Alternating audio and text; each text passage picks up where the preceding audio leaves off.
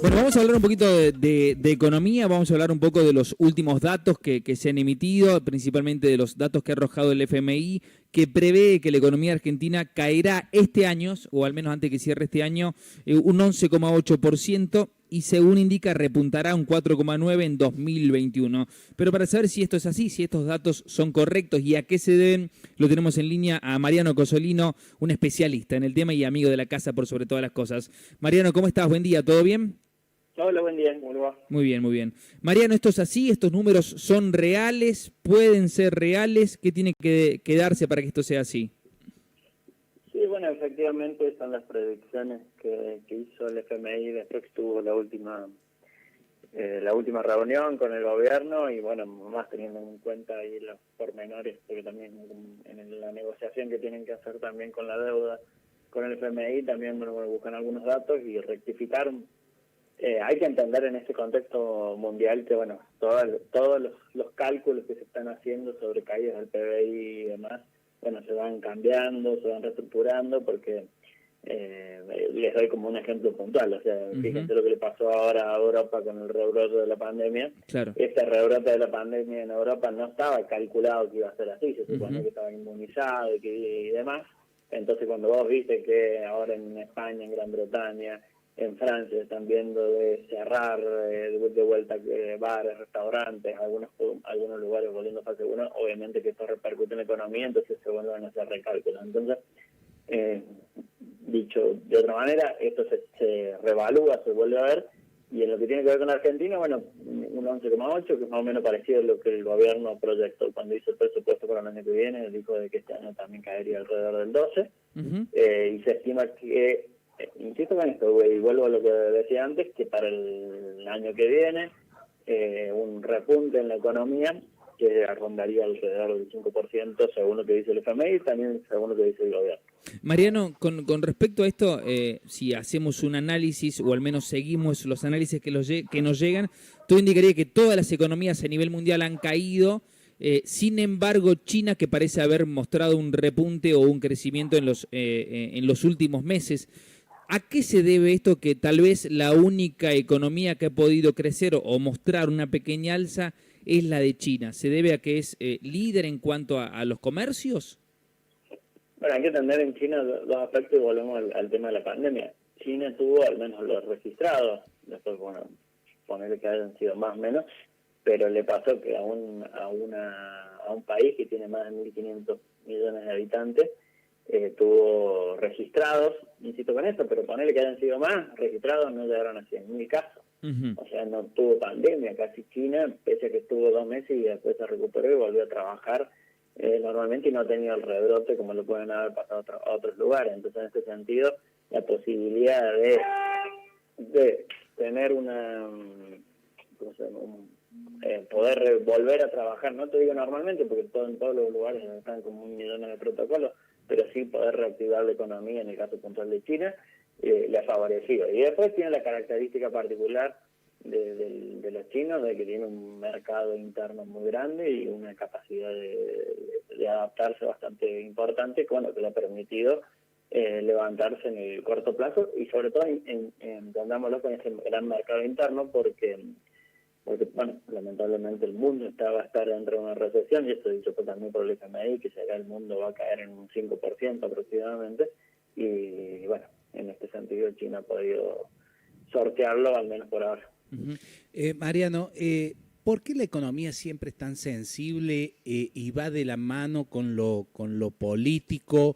Y teniendo en cuenta esto, ¿qué opinión tenés vos en cuanto a estas predicciones? Y sabiendo, conociendo toda la cuestión política que se vive en nuestro país, ¿vos creés que esto puede ser así, que se puede llegar a dar este crecimiento, esta recuperación de la economía para el año que viene? Y esto te lo digo, a ver, para que lo entendamos. Nosotros veníamos de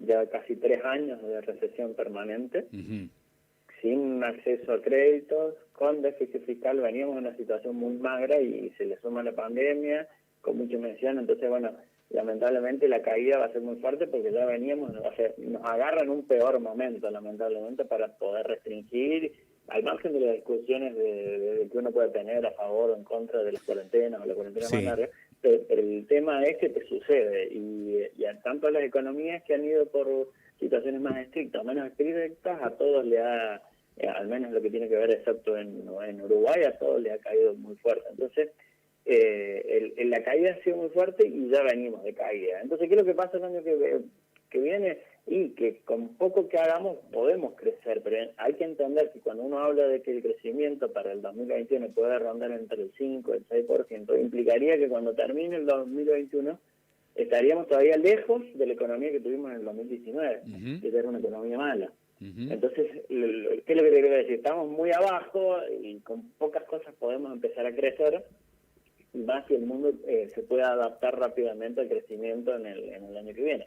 Pero hay que entender también que estamos en un clima de total inestabilidad. Entonces, si el gobierno no puede recuperar el problema que tiene con el dólar y las reservas le siguen cayendo, y también hay una devaluación, bueno, a barajar y empezar a llevar de nuevo, ¿entendés? Entonces, la inestabilidad es muy grande, tanto en lo político, en lo económico, como en todo. Lamentablemente es muy grande, particularmente en la Argentina. Mariano, grande. Sí. ¿Es una locura o es una realidad pensar en una devaluación dentro de poco tiempo? Es una posibilidad, ojalá que no ocurra. Bueno, el presidente ayer decía que no. Yo confío en que obviamente no se van a tocar los depósitos de las personas y demás. En eso me parece que sería porque muchos me han preguntado, ¿viste que tienen dólares en el banco? Mira, eso claro, para mí en lo político sería un suicidio político. Si llegase a hacer eso al gobierno, le conviene mucho más de valor. Pero lamentablemente hay que entender que las reservas en el Banco Central son mínimas, están ahí. El cepo ha generado, bueno, estas cuestiones de un poco más de poca falta de confianza. Hay que ver qué es lo que pasa con el arreglo en el FMI, quizás con el arreglo del FMI, más que algunos de los exportadores que todavía no han vendido lo que han cosechado y bueno, no han entrado estos dólares por el agro, puede reactivar un poquito la economía, y si la economía reactiva y entran algunos de los dólares por la balanza comercial, bueno, todo esto cambie y el riesgo de devaluación se haga menor. Pero bueno, hoy por hoy estamos en una situación intermedia de expectantes a ver qué es lo que sucede con las reservas, y muchas opciones ya no le queda al gobierno. Hoy la única esperanza, o al menos cercana, es el dólar que puede ingresar del campo. Parece ser la única alternativa. Tenemos dos, como decía, los dólares que pueden ingresar del campo, que el campo también especula con el riesgo de la devaluación. Entonces dice, el gobierno ahora les dijo de que les bajaba un 5%, sobre todo a los que exportan soja o derivados de la soja, les baja el 5% las retenciones, los incentiva por un lado, pero por otro lado los exportadores dicen, no, yo te vendo el dólar y vos me vas a pagar 80, 85 pesos por cada dólar que estoy, y si yo por ahí espero de acá a 4 meses, no vendo, lo guardo, y bueno, quizá el dólar en 4 o 5 meses sea mucho más alto. Entonces, bueno, entre esa especulación vamos a ver qué es lo que sucede. Esa es una posibilidad. Después están las expectativas. La expectativa es que llegue a un acuerdo con el FMI, que ya quede totalmente definido el de acá a 2 o 3 años qué es lo que se tiene que pagar en este país en dólares. Entonces vos ya sabés qué es lo que vas a poder usar para reactivar la economía, y si por ahí empezás a reactivar la economía, también las expectativas puedan cambiar. Entonces, bueno, entre las dos variables estaremos estos meses esperando qué sucede con las reservas. Transitando, claro. Mariano, ¿y vos qué evaluación haces de este momento, teniendo en cuenta que esta situación mundial? O sea, a nosotros nos viene bien que todas las economías hayan caído, o sea, que seamos uno más, ¿eso nos puede ayudar? ¿O era mejor el escenario anterior donde nosotros estábamos mal, pero el resto estaba bien? Digo, para aspirar a una recuperación económica, ¿qué escenario es el más conveniente? De que la pandemia, que ha producido la pandemia, digamos, de que todos están mal y eso puede beneficiarnos de alguna manera. Mira, siempre es conveniente que al mundo y a los que te rodean le vaya bien. Esto pasa en cualquier lógica de la economía. Sí. A uno por ahí lo que le puede pasar a decir es que siente, y esto cuando uno lo habla, que dice, bueno, en general a las economías le ha ido mal, Entonces, no es que sea culpa necesariamente del gobierno. Entonces, cuando uno quiere buscar, no lo digo por el caso puntual, pero digo, si quiere buscar por qué pasa, o las culpas, además, Sí. bueno, uno compara. Pero si uno piensa en lo que le conviene al país, siempre le conviene que a Brasil le vaya muy bien. Ujú. Podemos discutir de lo malo o pésimo que puede ser Bolsonaro como presidente, pero lo importante es que a Brasil le vaya bien porque es nuestro socio comercial más importante, y si a Brasil le va bien, vamos a tener mejores exportaciones. Si a China le va bien, podemos tener mejores exportaciones. Si Tal a cual. Europa le va bien, nos van a consumir más. Entonces, si al mundo le va bien, sacando escenarios así muy apocalípticos, donde le van muy mal a todos y todos necesitan comida y nosotros estamos produciendo comida. Claro. Pero sacando ese escenario que no es bueno de todas maneras, de ninguna manera, de ningún punto de vista, sacando ese detalle, siempre es mejor que el mundo le vaya bien, porque esto implica que tiene más para consumir y de última tiene más para consumir los productos que uno genera. Bien. Mariano, con respecto a los índices de pobreza, algunos organismos hablan de que 4 de cada 10 argentinos son pobres, otros hablan de que cada 10, 6 son pobres. ¿Esto puede llegar a aumentar, puede llegar a disminuir? Y si habrá que esperar cuánto tiempo, tal vez es un poco más haciendo futurología que hablando de realidades, ¿no? Pero ¿qué tiempo habrá que esperar para que el índice de pobreza en Argentina baje? Y si va a bajar. Sí, mira, estamos en lo que se dieron los datos fue del primer semestre de este año. Hay que recordar que los datos del primer semestre de este año fue no solamente con el tema de la pandemia, sino con particularmente la cuarentena más estricta que tuvieron, y sobre todo la cuarentena más estricta en el AMBA, Uh-huh. que es el corazón productivo que tenemos en el país, lamentablemente en el formato que tenemos de país, que todo se centra en el AMBA. Entonces, eso generó particularmente en ciertos lugares con una pobreza muy grande. Uh-huh. Y también entendamos que hubo un desempleo que pasó del 10 al 13, entonces, bueno, muchas familias, por más que tuvieran IFE o algunos otros tipos de actividades, pasaron a tener no cobrar el salario o no cobrar el salario como lo cobraban antes.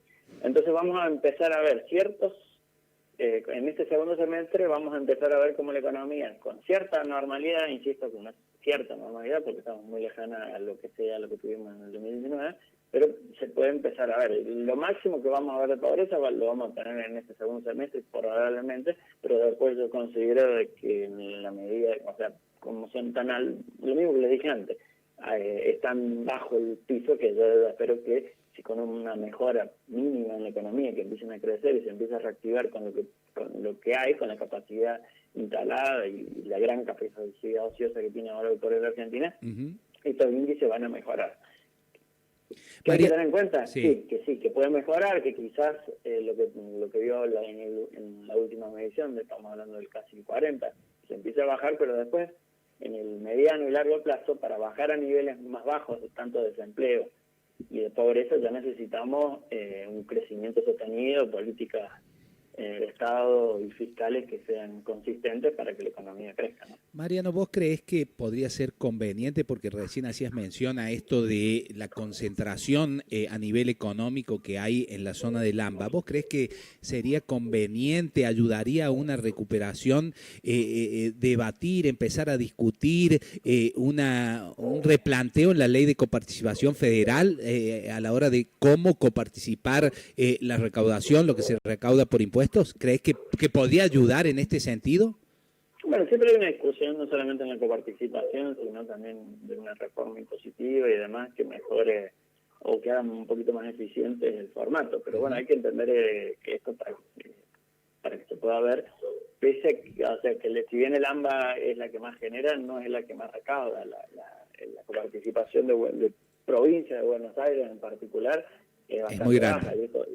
Es baja, no es muy baja. Ah, es baja. Ah, lo que coparticipan, sí. Lo que coparticipa, provincia de Buenos Aires y también el CABA, tienen lo que más ganan, lo ganan de impuestos propios. Es una relación inversa como en las provincias, como le pasa en San Luis, donde tenemos un 70-75% de coparticipación. Claro. Y los otros impuestos propios, ahí les pasa al revés, tienen un 70-75% de impuestos propios. Entonces, el detalle famoso de la coparticipación, que es muy complejo porque hay que entenderlo, que para que eso se cambie, tienen que estar de acuerdo a las 24 jurisdicciones. Claro. Y esto es una torta. Claro. ¿Sí? Sí, entonces, sí. Si vos le das un pedazo más grande a otro, le tenés que dar un pedazo más chico A otro. a otra provincia. salvo que la nación, y este es el juego que siempre uno puede, la nación, porque la torta esta es una torta que antes de distribuirla entre las provincias vos le das una parte de la nación y el resto se lo distribuyen entre las provincias, salvo que la nación decida compartir desde su parte, digamos. Claro, exactamente, pero después es muy difícil porque hay que entender de que en el diálogo político un legislador tiene que votar en contra de su propia provincia en el momento de decir, porque es tan dura la forma que lo han hecho, porque si lo hubieran hecho con un sistema que, no digo las 3/4 partes, pero un 80%, aunque estuvieran de acuerdo, se puede discutir, pero al ser tan rígido que el 100% de las provincias tienen que estar de acuerdo, por ende el 100% de los legisladores, es muy difícil. No, imposible. Entonces, en este juego me parece lo que tiene que pasar es cambiar ese formato, que la nación... que Nación tome las riendas de la situación. Toma las riendas, otorgue una parte de su parte y cambien la rigidez para en el futuro poder cambiarla en otro formato. Pero bueno, hoy por hoy lamentablemente es así, entonces le pasa que hay algunas provincias que tienen una muy buena coparticipación y hay otras que lamentablemente... Perdón por mi poco optimismo, pero no va a pasar. Al menos como está formado, no. Obviamente que la nación... Mirá lo que le pasó y esta discusión con Cava. Con Cava lo que le pasó es que tenía un piso bajo, Macri por decreto le da de su propia coparticipación, le da un porcentaje más alto, y después, bueno, Alberto Fernández lo disminuye a la mitad entre un valor y otro. Entonces, ¿qué es lo que hicieron? No es que tocaron la coparticipación de base. No, lo que hizo en inicio fue Macri dar un poco de lo que la nación tenía, se lo da a Cava, y después Alberto Fernández se lo quita y se lo deja después, y después se lo otorga a Buenos Aires por otro lado. Pero bueno, insisto, esto lo pudieron hacer y está dentro de los parámetros porque es parte de lo que tenía la nación y puede distribuir. Entonces ese es el formato. Y después cambiar que no sea tan rígido, porque si no estamos imposibilitados de poder cambiarlo independientemente de que esté bien o mal la coparticipación hoy en día. Mariano, queremos agradecerte por el tiempo, ha sido un gusto, nos encontramos la próxima. Dale, cuando guste. Hasta la próxima. Mariano Cosolino dialogando con nosotros, haciendo referencia a diferentes puntos de la economía del país y del mundo. 12 en punto, en realidad 12 y 4 minutos. Noticias, pausa.